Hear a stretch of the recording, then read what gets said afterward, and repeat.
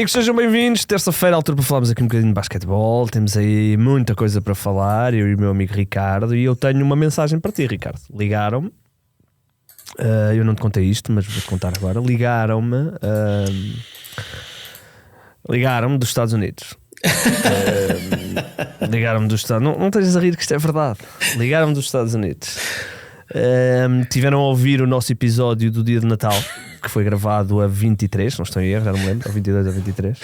Não me digas que foi o Stevie Wonder. Onde... Não. Já vais perceber quem foi, Portanto, ligaram muito chateados porque estavam à procura do teu número que não tinham. Ligaram muito chateados porque tu andaste a revelar como é que se devia, quais eram os passos para bater os Oklahoma City Thunder, e desde esse dia eles perderam 4 jogos em 8. Desde esse dia eles perderam 4 jogos em 8. No último mês eles são uma equipa de 50%. Perderam 6, ganharam 6.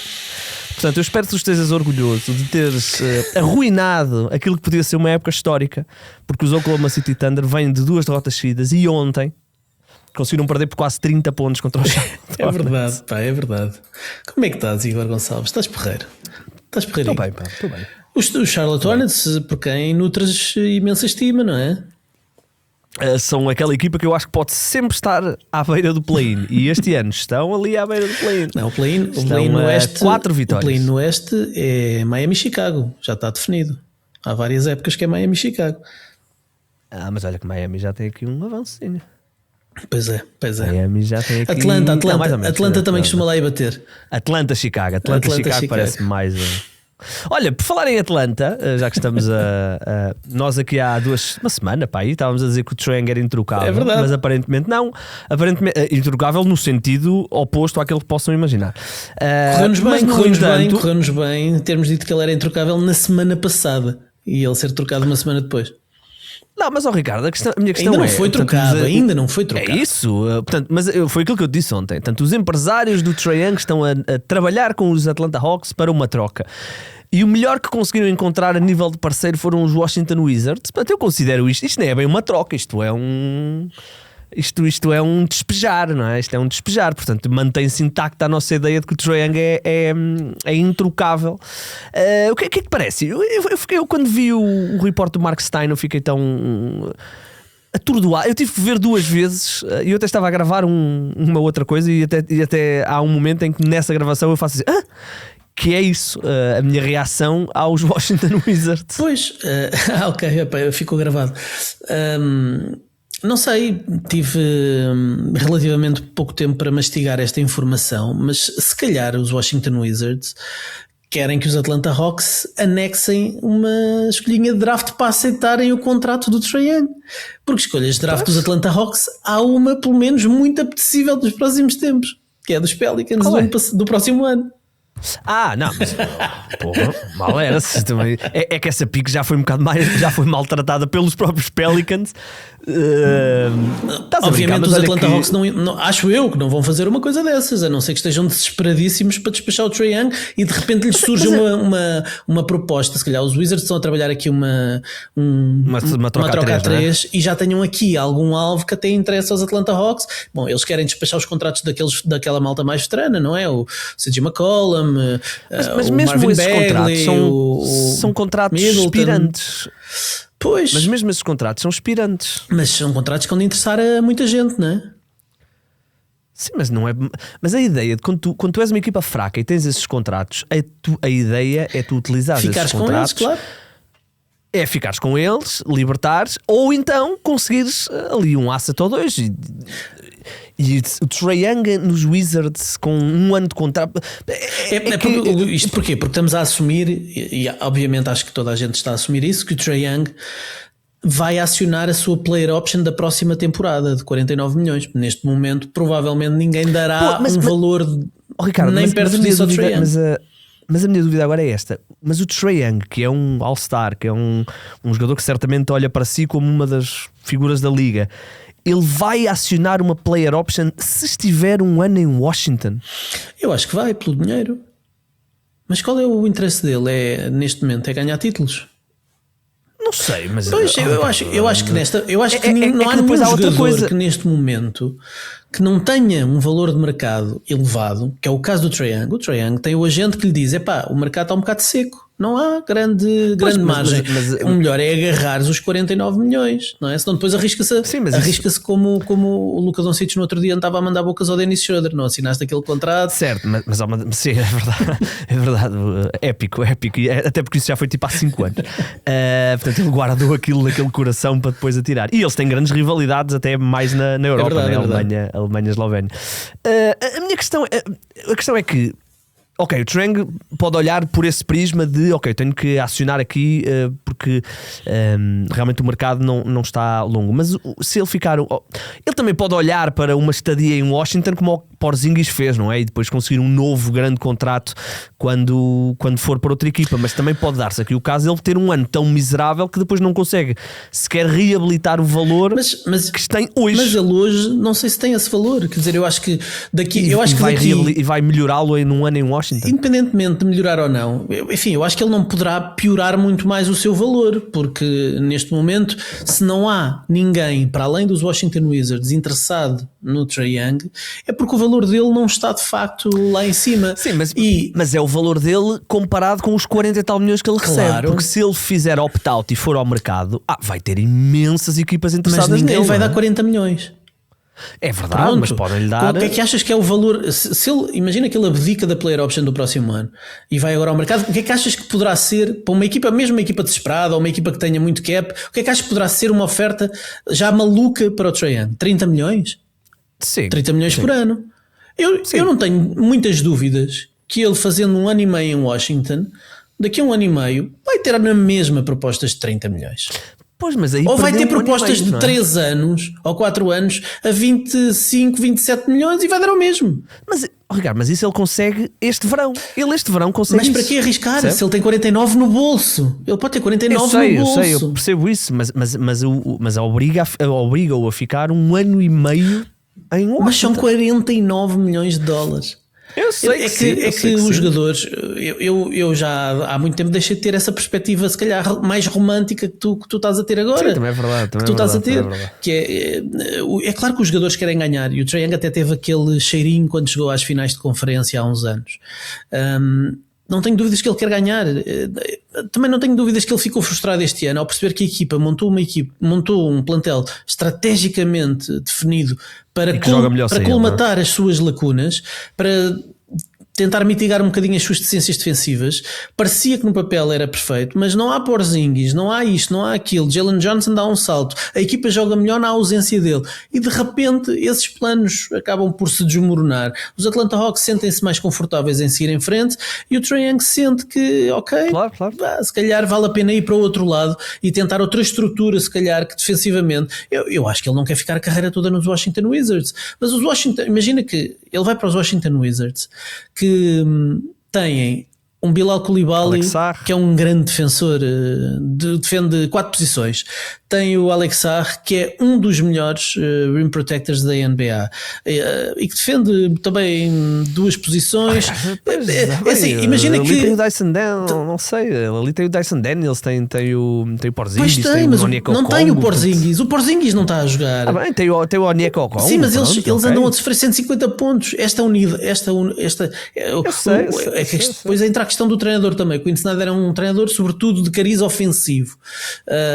Se calhar falta contratarem ali um adjunto especialista, um Tom Thibodeau, para ser adjunto do Quinn Snyder para montar um sistema defensivo, um bocadinho como o Ron Adams está em Golden State, e que montou os esquemas defensivos dos Warriors da última década.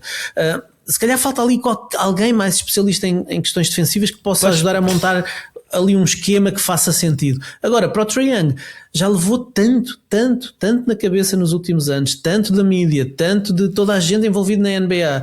Se calhar faz-lhe bem uma mudança de ar, vai para Washington, é um ano e meio, faz-se bem um ano e meio, daqui a um ano e meio ele ainda está no seu prime, não há problema nenhum, e aí testa o mercado e vai com 49 milhões no bolso, pá. Olha, e mudando isto para o prisma de Washington, porque o prisma de Trae Young, percebemos, o dinheiro. O prisma do Washington, este é um ano onde Washington vai lutar e muito, e neste momento estão mais ou menos nesse patamar, para ter um dos 3 piores recordes. Eles neste momento são o 4º pior recorde. este é o ano de trazeres um jogador que ofensivamente te garante algumas vitórias. Também não me parece, não sei muito bem qual é que é o prisma. Ou seja, eu olho para os Washington Wizards e essa troca só me faz sentido se vier alguma coisa com o Trae Young. Ou seja, um asset com o Trae Young. Eu acho que a perspectiva dos Wizards é só essa. Só vão aceitar a troca pelos assets, não pelo Trae Young. É claro que o Trae Young... Pois, mas que assets é que vai haver? O Trae Young, aqui, acionando a sua player option, na próxima época será uma trade chip de 49 milhões. Pode ser também interessante para a próxima temporada, para os Wizards poderem trocar. Agora, eu não sei até que ponto, voltando ao início da tua pergunta, eu não sei até que ponto o Trae Young garante vitórias aos Washington Wizards. Garante. Garante o quê? Ricardo, 3 vitórias? Mais. 4 vitórias até ao fim Ricardo, da época? Não, garante. Ricardo, no Oeste, nesta conferência perdem perdem o CJ McCollum, muito provavelmente. Provavelmente vão se desfazer do Chris Middleton e do Marvin Bagley. O Trae Young vai colmatar isso tudo. Vai tirar a bola das mãos dos miúdos que já estão habituados a jogar sem o Trae Young. Eu não sei até que ponto o Trae Young será um upgrade que lhes vai garantir tão mais vitórias. Ricardo, vai garantir. Não sei. Tu falaste do Marvin Bagley. O Marvin Bagley tem um contrato mínimo, portanto eles não parece que precisem desfazer dele. Ricardo, garante sempre, não é? Estamos a falar de um jogador que normalmente a equipa com ele em campo ofensivamente é boa. Mesmo este ano, se fores ao offensive rating da equipa com ele, é bom. Obviamente o defensive rating é dramático, mas é uma equipa para jogar com Charlotte, para jogar com Brooklyn, garante. Certo, mas repara, os Wizards estão a jogar com o Trey Johnson, que precisa de bola, o Keyshawn George precisa de bola, o Bob Carrington precisa de bola, mas o Trae Young é um upgrade sobre esses jogadores todos. E quais são os atiradores que vais meter à volta do Trae Young? É que eles também não têm. Olha, o Trey Johnson é um bom atirador. É um bom atirador. Keyshawn George é um atirador. Certo, 41% os dois, mas depois perdem. Vai ser um jogo mais heliocêntrico. É isso, mas é isso. Esta é a minha. Vão perder as rotinas todas que têm criado até aqui. A troca não é definitiva e por isso é que eu fico. Ou seja, a troca não faz sentido do ponto de vista dos Wizards, porque tu este ano estás bem, és o 4º pior registro, vais certamente lutar para ser um dos 3 piores registros num bom draft. Para o ano não há aqui grandes sinais de que tu vais ter uma explosão para o ano, a não ser que todos estes miúdos que tu falaste bem deem todos ao mesmo tempo aqui um salto qualitativo, que não é impossível, é improvável, mas não é impossível. Portanto, esta troca, por um lado, pode desacelerar alguma evolução, mas também pode acelerar aqui algumas vitórias, porque o Trae Young é um upgrade sobre esses jogadores. Mas chegas ali. Vamos ver. Acho que eles estão numa fase em que, se for preciso sentar o Trae Young, sentam o Trae Young. Sim, também é verdade. Se eles não contam, se não é para contar para ele para o futuro, não têm que lhe agradar. Portanto, arranja uma unha encravada no último terço da temporada, não é? Claro, e atenção, nós estamos a falar disto e não há nada. E não é nada certo. E eu até ficaria surpreendido se a troca realmente se materializasse um por um e não houvesse aqui coisas para depois discutirmos. Teremos tempo, ainda falta um mês. Olha, falta exatamente um mês para o fecho do mercado, acho que é dia 6. Olha, nós vamos olhar aqui, já que estamos a falar de Trae Young, já estamos a falar dos Wizards, dos Hawks, vamos olhar aqui para a Conferência Este, se calhar não para a metade inferior, mas sim para a metade superior. Porque a noite de ontem trouxe aqui uma série de situações que mudam aqui um bocadinho alguns paradigmas. Nós olhamos aqui para o top 4, o top 5 até, top 6 até do Oeste, portanto as equipas que vão diretamente ao playoff, e temos, por ordem crescente, 76ers, Miami Heat, surpreendente para mim, Toronto Raptors, surpreendente para os dois, Knicks, Boston Celtics, inacreditavelmente surpreendente para mim, e dou-te já aqui a mão à palmatória porque já tivemos esta discussão várias vezes e vais ganhar. E lá em cima, Detroit Pistons. O top 6 não é surpreendente para nenhum de nós, o estarem em primeiro é surpreendente. Ontem os Pistons, mesmo sem Jalen Duren, algumas semanas de fora, Tobias Harris, algumas semanas de fora, deram um açoite nos Knicks, e isso permitiu que os Celtics, com uma vitória em Chicago, se não estou em erro, ou foi em Chicago, em Boston, foi regresso a Boston depois de 5 jogos fora. Exatamente, onde eles fizeram 4 vitórias e uma derrota apenas, subiram ao segundo lugar. Portanto, nós olhamos para uma conferência Este que nós já tínhamos previsto que estava em aberto por causa das lesões do Tatum, por causa das lesões do Haliburton e não sei o quê, mas sempre imaginámos que estava em aberto para duas equipas e talvez Orlando conseguisse entrar ali, e de repente olhamos e vemos aqui aberto. Ricardo, neste momento qualquer uma destas do top 6 e até os Magic e os Cavaliers, nós não podemos ficar surpreendidos se eles ganharem o Oeste. Tal é a abertura desta conferência. É verdade.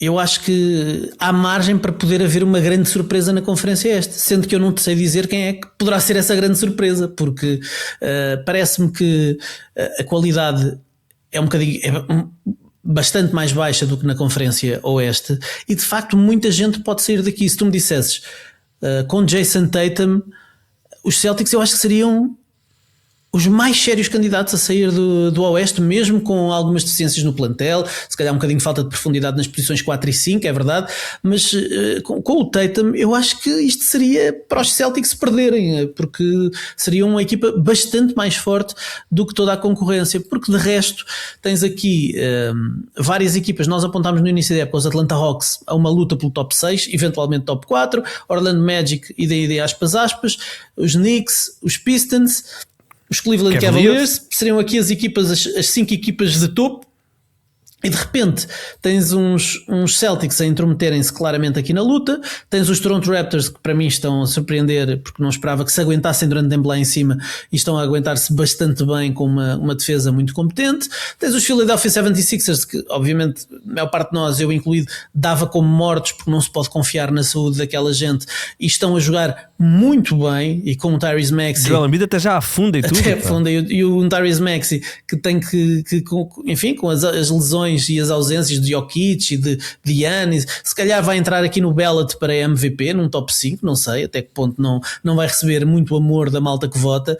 Tens os Miami Heat. Agora, esta indefinição na Conferência Este, em que de repente tens 8, 9 equipas que podem, se calhar de forma legítima, sonhar em chegar a uma final de conferência ou eventualmente a umas finais da NBA, vai tornar muito interessante os próximos 30 dias, porque eu acho que pode haver aqui algumas equipas que podem ir no desespero. Há equipas que nós sentimos que estão perto de uma versão, não vou dizer final, mas de uma versão bastante potenciada para poder ganhar uma conferência esta. Os Cleveland Cavaliers, uns New York Knicks, até os Detroit Pistons, que se diz muito que podem ir ao mercado porque têm ali algumas peças interessantes e podem mexer e buscar um Lauri Markkanen. Enfim, o Markkanen parece que não vai sair de Utah, mas alguém com um perfil idêntico ao do Markkanen, um extremo que seja atirador, que seja um defensor grande, que possa ser atirado aos grandes dogs adversários, e se calhar os Pistons podem ter alguma tentação de ir ao mercado, mas se calhar vamos ter jogadas de desespero de uns Toronto Raptors que se calhar se deixam enganar por este top 4 enganador e de repente acham que com uma peça diferente podem ir lá acima, ou uns Philadelphia 76ers, quem sabe, Ricardo, os próprios Miami Heat. E há um outro cenário, que é os Cavaliers, que eram apontados como os favoritos ao Oeste a par dos Knicks, olharem e dizerem ok, está na altura de fazer isto nunca vai correr bem, coisa. Está na altura, e esta é uma das equipas, até porque estão no second apron, esta é uma das equipas que o fazer qualquer coisa, estamos a falar de... Pode ser para cima ou para baixo, é isso? Para cima ou para baixo? Não, estou a dizer que pode abanar aqui a liga, porque estamos a falar de... Ok, se trocar, não vão trocar o Mobley nem o Donovan Mitchell, vou eu que assumir, mas um Garland ou um Allen podem mexer aqui um bocadinho com o balanço de poderes de alguma coisa. Portanto, ou seja, estes 30 dias são muito interessantes, porque se tu me disseres que os Cavaliers entram no último dia do trade deadline na casa dos 50%, que é onde eles estão, 20 vitórias, 17 derrotas, eles vão ter que fazer alguma coisa. Tu não podes ser uma equipa de second apron com uma luxury build absolutamente estonteante e seres uma equipa de 50% pois é, que está aqui a lutar para... Eu não sei se eles vão fazer alguma coisa, porque eu acho que eles têm sempre atenuante, terem tido tantas lesões, deles poderem convencer-se que precisam daqui de um bocadinho de continuidade, Ricardo, para ver a versão final desta equipa. O Garland já regressou algum tempo. Já regressou, mas depois lesionou-se logo no primeiro jogo, reagravou o problema no dedo do pé, não tem estado a 100%. Sim, mas ele já está está a jogar há um mês, mais ou menos. Mas não tem estado a limitação. 100%. Tem havido sempre algumas queixas e algumas. O Max Strus ainda não se estreou esta época. Eles têm lineups. O DeAndre Hunter parece que este ano regrediu um bocadinho. Há aqui muitas dúvidas. O próprio Jarrett Allen não fecha muitos jogos. Parece que o Kenny Atkinson perdeu. O Jarrett Allen está a jogar 20 minutos. Perdeu alguma confiança nele. E portanto há aqui algumas dúvidas e algumas experiências nesta equipa e falta de facto continuidade. Mas eu até acho que eles poderão não se mexer, apesar dessa questão do secondary. E atenção, eu estava aqui a olhar para a classificação e foquei-me apenas nas equipas nos 10 primeiros lugares. Em 11º estão os Milwaukee Bucks, que se calhar têm o melhor jogador da conferência, não é? E que esses sim estão desesperados e aparentemente querem ser compradores do que em vez de serem vendedores neste trade deadline. Portanto, muita coisa pode abanar, sobretudo na conferência este, parece-me. Sim, olhando aqui para esta conferência e focando aqui, por exemplo, nos 76ers, que acho que fizeram aqui uma coisa que já não conseguiam há 3 jogos, que foi 3 ou 4 jogos com o mesmo 5 inicial. Paul George está a lançar a 40 e tal %. Maxi, tu falaste da questão de caírem alguns ballots de MVP. Eu acho que iria cair, porque se olharmos aqui para já estou a descartar o Giannis, porque já está ali num threshold muito limitado a nível de poder perder jogos. E o Jokic também. Mas eu já nem ia ao Jokic, mas mesmo que tivesse o Jokic, tu irias ter aquele Big Three, né? Doncic, Jokic e Shea, e depois terias o Cade, eventualmente, não é? Eventualmente um Anthony Edwards, e só sobraria o Maxi. O Maxi tinha que entrar. Mas o Jalen Brunson também, quer dizer. Jalen Brunson, ou seja, ele iria sempre cair em alguns. É uma discussão ballots. interessante aqui, estes 3 bases do topo do Oeste, não é? O Cade Cunningham, o Jalen Brunson e o Tyrese Maxey estão aqui a aumentar de produção. Eu gosto muito do Cade porque me dá-te um bocadinho de defesa também, não é? Dá-te um bocadinho de defesa também. Pá, mas o que o Maxi está a fazer, o Maxi está aqui, o Maxi está a lançar a 40%. 40% de 3. Está a lançar a 40% com 9 tentativas. Está a lançar. Exatamente, está a lançar um effective field goal de mais de 55%, um jogador que está a marcar 31 pontos, são 40 minutos, ele lidera a liga em minutos e em lançamentos, portanto vamos ver se os 76ers conseguem reduzir um bocadinho isso, mas estamos a falar aqui de um jogador que está a entrar... É um nível All-NBA a namorar o first team, portanto não há aqui grandes... Ou seja, está-me a impressionar pelo seu crescimento, que vem um bocadinho ao encontro daquilo que tu disseste, né? Tantas lesões no último ano e meio que ele teve que... Claro. Teve que segurar ali as pontas. É verdade, mas os Sixers são uma equipa engraçada, acabam por surpreender um bocadinho. Enfim, a maior surpresa talvez seja o Joel Embiid, mas eu não sei se é o Joel Embiid, porque o Joel Embiid, se estiver a jogar a 50% daquilo que nós já vimos, é muito. Ele tem jogado a passo, ele não impõe respeito a ninguém em termos defensivos, toda a gente lhe quer afundar na cabeça. O próprio Marvin Bagley, que falávamos há pouco, há uns tempos, fez-lhe um afundance na cabeça. Ele não se consegue mexer, mas é um jogador que não procura muito ao contacto, mas eu vejo a ter uma evolução. Se ele não se quiser, se ele se quiser salvaguardar os seus joelhos, vejo a ter uma evolução tipo Brook Lopes. Vem jogar para o perímetro e vem lançar, porque ele é um bom lançador de 3 pontos. É um bom lançador, ele continua com ótimas percentagens.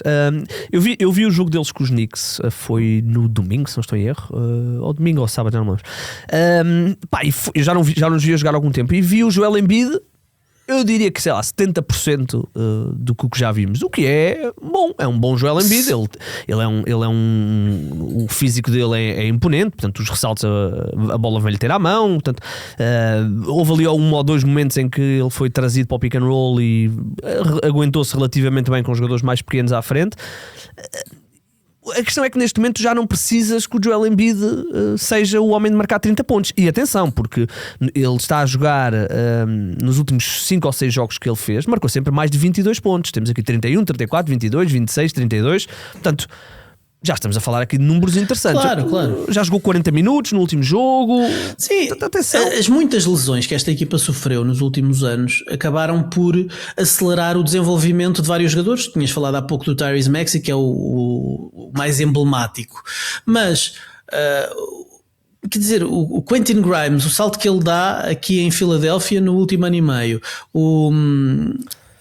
enfim, o VJ Edgecombe é rookie, mas a forma como ele teve que assumir desde que iniciou a sua carreira na NBA e teve que se tornar claramente um jogador que de forma consistente tinha que entregar todas as noites. Eles vão buscar o Trendon Watford, que contribui também, faz coisas giras. O Dominic Barlow tem ajudado bastante até na posição 4. Eles têm ali algumas deficiências. Paul George até podia passar por lá, mas não sei se defensivamente se pode aguentar com a maior parte dos 4 da liga. O Paul George faz-me lembrar um bocadinho o Tobias Harris agora. Sim. É um jogador que lança bem. Está a lançar bem. Mas deixa-me só dizer isto.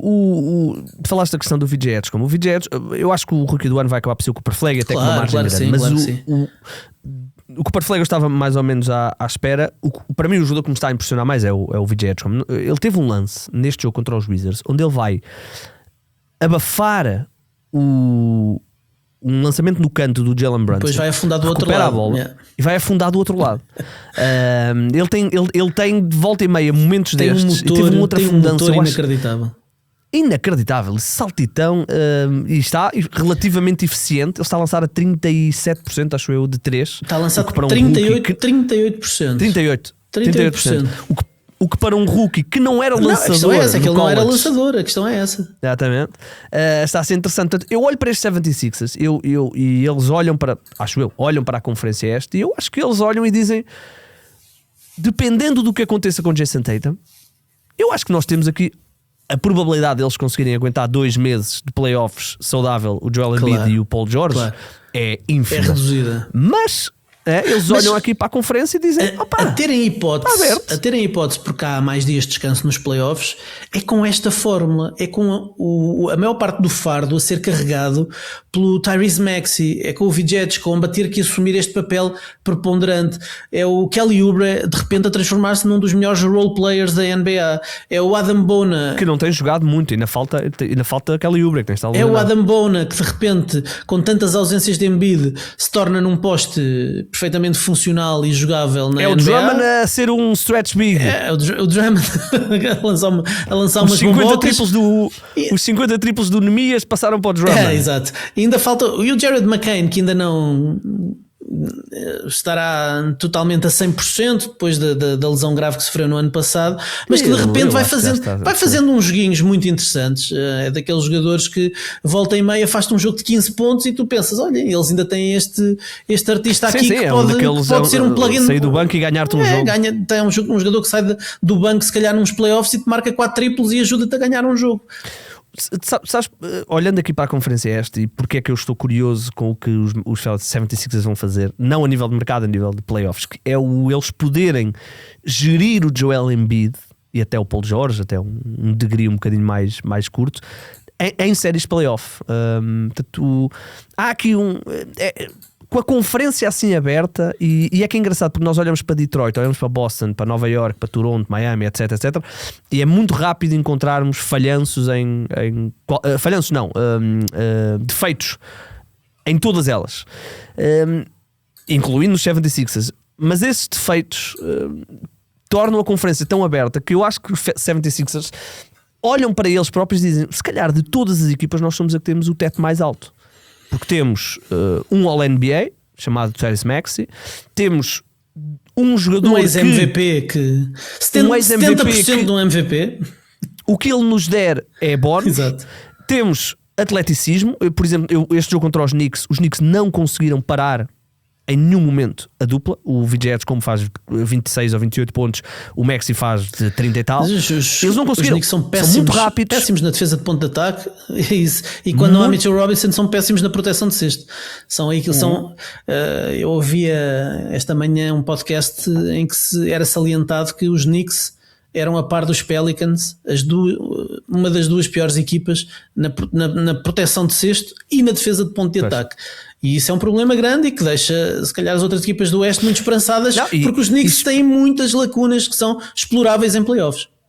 E equipas como os Detroit, como Filadélfia, que tem o próprio Miami, que tem bases explosivos. Bases marcadores de pontos, muito ofensivos. Case Cunningham, Max, exatamente. Norman Powell, Tyler Hero, Norman Powell, Tyler Hero, massacram, porque o Odiano Nobe e o Michael Bridges são teoricamente mais aptos a defender, os jogadores mais lentos, Sim, mais pesados. não conseguem navegar bloqueios tão bem, não conseguem. O Mikal tem fases, mas sim, tem mais dificuldades. Com bases rápidos tem muitas mais dificuldades. Exatamente. E quando tens dois, então, Max e VJ como é muito difícil, porque vais precisar que o Jalen Brunson esteja envolvido. E envolver o Jalen Brunson e o Karl Anthony Towns é terrível. E há uma coisa só uma nota muito interessante em relação a estes Sixers. Não sei se propositado, se força das leituras de finais de jogos. São vários os game winners já do VJ Edgecombe esta temporada, a sua temporada de estreia, uma temporada que tem, é uma carreira que tem 3 meses, se tanto, e são vários game winners e vários momentos clutch muito positivos, muitas vezes com situações 2 contra 1 no Maxi, em que ele é a primeira válvula de escape e o Maxi mete a bola no Edgecombe e depois ele assume, tem a coragem e tem a capacidade de assumir para finalizar. É um jogador que está a crescer também com uma aceleração que se calhar não seria tão expectável nesta fase da carreira, sobretudo nesses momentos, nos momentos de decisão em que um rookie eventualmente pode tremer um bocadinho. Ele não treme, não sei se tem a ver com o seu perfil, não é? Ele cresceu numa família muito pobre, ele conta a sua história, a família dele vivia com um gerador, não tinham eletricidade, tinham uma família muito pobre lá nas Bahamas, com muitas dificuldades, e isso acaba por te criar também uma resiliência e uma capa para as coisas dentro do jogo, acabas por relativizar a pressão do jogo, porque viveste coisas que dão capacidade para relativizar um joguinho de basquetebol, mesmo que seja na melhor liga do mundo.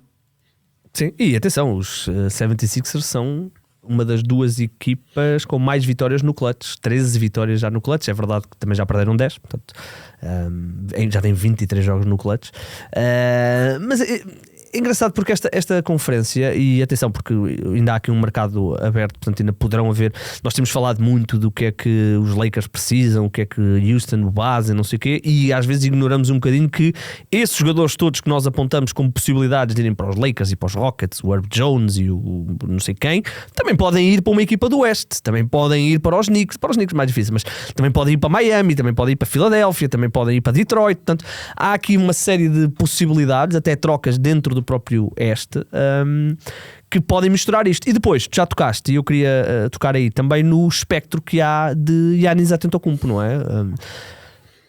Acho que está a ficar mais ou menos claro de que não teremos uma troca de Giannis no próximo mês, parece-me.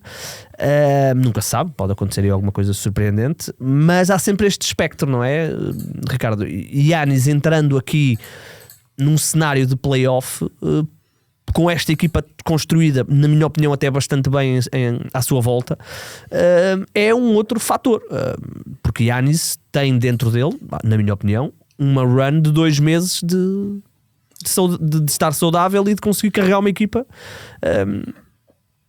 não estou a dizer ganhar o Oeste, mas acreditamos que estar ali, que é uma das equipas que pode ganhar o Oeste, se os Cs todos estiverem alinhados, se os Astros estiverem alinhados.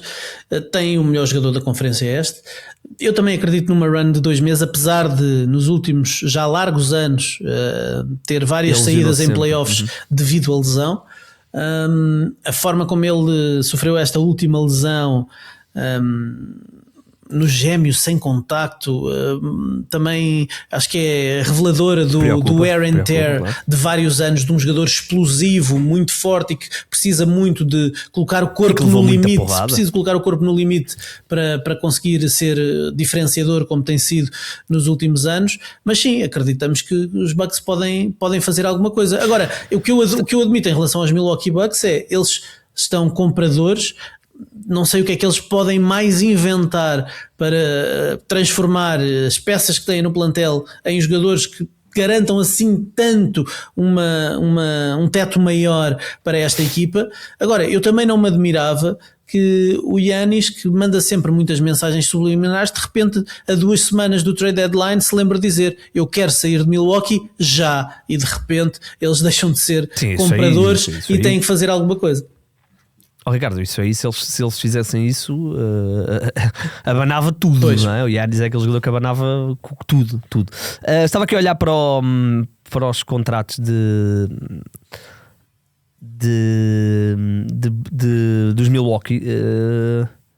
não, eu não sei, agora teria que ir ver, não preparei isto, mas não é provável, mas não é impossível que eles consigam juntar aqui uma série de peças para irem a um Trae Young, por exemplo. Eu não sei, eu acho que eles estão abaixo dos Aprons, do segundo de certeza e do primeiro também, portanto eles podem receber mais dinheiro do que aquele que dão. Ricardo, não podemos pôr isso fora de parte. Ali uma dupla Trae Young e Giannis, Jesus. Olha, um pick and rollzinho que funcionou tão bem com o Lillard. Portanto, uma versão, pois era, eu ia dizer, uma Poor Man Lillard, não é? Jesus. E Miles Turner como stretch. Ricardo, dá para o título. Trae Young, Giannis, Miles Turner. Não tinhas que meter o Miles Turner nessa confusão? Era o que eu estava aqui a ver. Talvez desse com o Kuzma e com o Bobby Portis. Teria que fazer as contas. Talvez desse com o Kuzma e com o Portis. Depois o Ryan Rollins. Estou a começar a gostar desta minha ideia. Mas olha, o que é certo é que o Oeste está aqui muito aberto. Há aqui algumas surpresas. E olhando aqui para Boston, Ricardo, para começarmos a fechar, nós discutimos isto algumas vezes. Mesmo tu tens que admitir que estás surpreendido. Não me venhas dizer que acreditavas que eles podiam estar neste momento no segundo lugar da Conferência Este. Mas independentemente de estarmos o grau de surpreendido que estamos os dois, eu não sei até que ponto é que o Jason Tatum não está em casa e os médicos estão-lhe a dizer não, e ele diz: és tolo, eu vou tão lá. Eu não tenho essa certeza. Eu tenho a certeza que é isso que ele diz a toda a gente. Eu tenho a certeza que é isso que ele diz. Qualquer jogador, qualquer competidor quer voltar o mais cedo possível. Obviamente com as garantias de que está a 100%, que não vai ter recaídas. Mas eu acho que o Jason Tatum está prestes a fazer 8 meses da sua lesão. Eu acho que quando chegar ali... Já? 8 meses, sim. Vi ontem um tweet de um beat reporter dos... Não foi em março, Ricardo, que ele se lesionou. Ele não se lesionou nem em maio. Final de abril. Foi... Pronto, então como é que... Foi em maio. Junho, julho, agosto, setembro, outubro, novembro, dezembro, janeiro. É mesmo? 8 meses. Pois é, desculpa, está a fazer mal das maus contas. Mas uma lesão destas que foi tratada preventivamente e de imediato em Nova Iorque, sem ele ter que ser sujeito a uma viagem de avião que ia colocar pressão ali nos tecidos e naquele pé. E feito por um especialista que... autor de um estudo absolutamente pioneiro que acelera o processo de recuperação. Enfim, todo esse blá blá blá de que já falámos logo na altura. Não tenho dúvidas que quando chegarmos ali à marca dos 10 meses, ou seja, depois do All-Star, ali, quando começarmos a entrar ali no mês de março, final de fevereiro, no mês de março, esta conversa vai subir de intensidade internamente, porque se eles forem conservadores e disserem que querem esperar até à próxima época, ou querem esperar 12 meses, esperar até meados de abril para tentar perceber se está tudo ok. Sim, e ele disser a partir de março que já está disponível e que está a acelerar e a fazer mudanças de direção e a fazer arranques explosivos, e eu acho que ele vai obviamente querer acelerar o processo. Sim, ainda por cima está a ver o seu amigo marcar 50 pontos e dizer que é o melhor two-way player da NBA. O Jaylen Brown tem andado a chorar no Twitter, que é uma coisa absolutamente parva para alguém que supostamente devia estar confiante no nível que ele tem. Um ex-MVP de finais, MVP de final de conferência. O Jaylen Brown a chorar. O jogo, mas o Jaylen Brown disse, isto não foi ninguém inventar, foi ele que disse que é o melhor. Que no jogo dos 50, não. Antes disso, esse jogo dos 50 pontos, onde ele marca o Kawhi Leonard, ele no final disse que a motivação para ele, para fazer aquele jogo, foi não ter sido eleito o jogador do mês da Conferência Este. Não, aliás, quem é que quer saber disso? É que ninguém sabe quem é que são os jogadores do mês. Eu soube ontem que o LeBron já foi eleito 40 e tal vezes para jogador do mês. Acho que é o recordista. Mas alguém usa isso como um argumento para o legado do LeBron James. Atenção, ele ganhou não sei quantos títulos e tal, e foi 48 vezes eleito jogador do mês. Ninguém quer saber do jogador do mês. Ninguém. Que se fizeres a comparação direta das estatísticas dele com as do Jalen Brunson do mês passado, é claro que o Jalen Brown tem muitas estatísticas melhores, uma grande diferença até, e ele até pode sentir-se injustiçado. Daí até o Jalen Brown ir para o Twitter fazer retweets da conta da NBA a dizer SMH, shaking my head, não sei o quê, a manifestar a sua insatisfação. Não, Tem que responder dentro do campo, está tudo certo. E respondeu. Mas não tem que dizer, isso é uma prova de pequenez. Não tem que dizer, não tem que dizer. Okay, mas o Jaylen Brown já nos habituou, né? Há vários momentos onde é um jogador que o seu ego foi ferido. É um jogador que sente sempre necessidade de provar o seu valor e de... O que não é mau. O que não é mau. O Michael Jordan fez uma carreira a arranjar conflitos internos para se motivar. Se for uma forma dele arranjar motivação, está tudo certo. Mas o Michael Jordan não andava a dizer aos sete ventos que tinha uma picardia com o 15º jogador dos Washington Wizards para ganhar aos Wizards naquela noite. Quer dizer, isso não acontecia. Agora, estas manifestações do Jaylen Brown fazem-me confusão por dois motivos. Primeiro, acho que são reveladores de pouca grandeza, acho que é mesmo pequenez. Por outro lado, muitas vezes, ele quando materializa estas coisas, ele quando verbaliza estas coisas, está a deitar abaixo o Jason Tatum. Ele quando diz que é o melhor, quando ele diz que é o melhor two-way player do jogo, o Jason Tatum é melhor do que ele. Ponto final. Sim, está bem, mas ponto final. Não é deitar abaixo, ponto é final. Elevar-se a ele, não é? Ponto final. Mas ele também não tem que ser subserviente ao Jason Tatum. Ele pode achar que é melhor que o Jason Tatum, Ricardo. Claro, mas essa é a questão. Mas é a questão. Ele ao dizer isto dá a entender que ele se acha melhor do que o Jason Tatum. Claro que é legítimo, Agora, se é bom em termos de balneário, o Jason Tatum vê aquilo. Achas que as coisas...